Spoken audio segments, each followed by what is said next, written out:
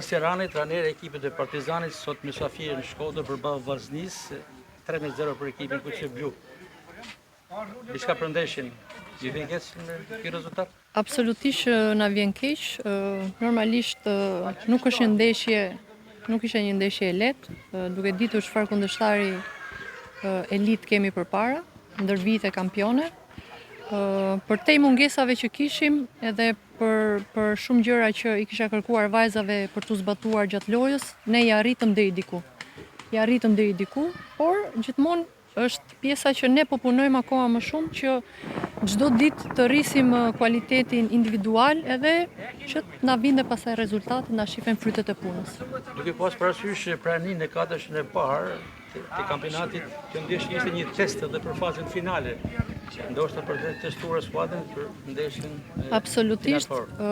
Final Fouri është normalisht është pjesa më e rëndësishme e kampionatit. Ne deri atëherë do të përgatitemi akoma më mirë. Kjo ndeshja me Vllaznin normal, siç e thatë ju, është një test ku ne përgatitemi, rregullojmë shumë gjëra dhe shohim pastaj. Aurora Serrani është një emër shumë i njohur i futbollit të femrave në Shqipëri, një karrierë shumë të pasur. Tashmë në rolin e trajneres, si e ndjeni veten? Të falenderoj për fjalët e mira, veten e ndjej shumë mirë, jam e lumtur që jam akoma pjesë e fushës, sepse futbolli është pasioni, është puna, është çdo gjë, siç e thatë dhe ju, por që ndjehem shumë mirë. Si e shikoni Partizanin në fazën finale?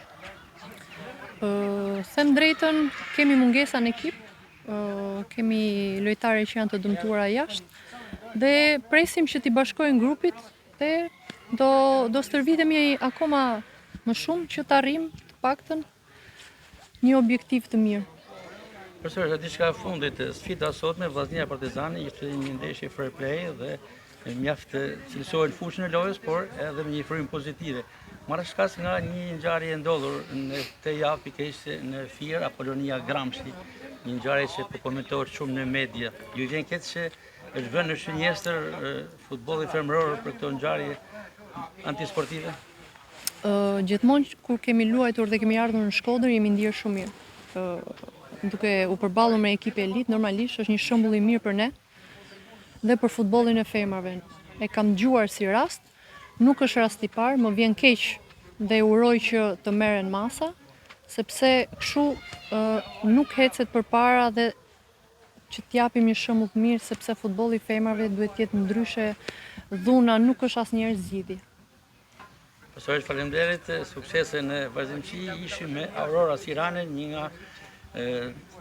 Serrani, një nga futbollistët shumë të njohur të Shqipërisë në karrierën individuale, tashmë si trajner e Partizanit. Suksese, profesor.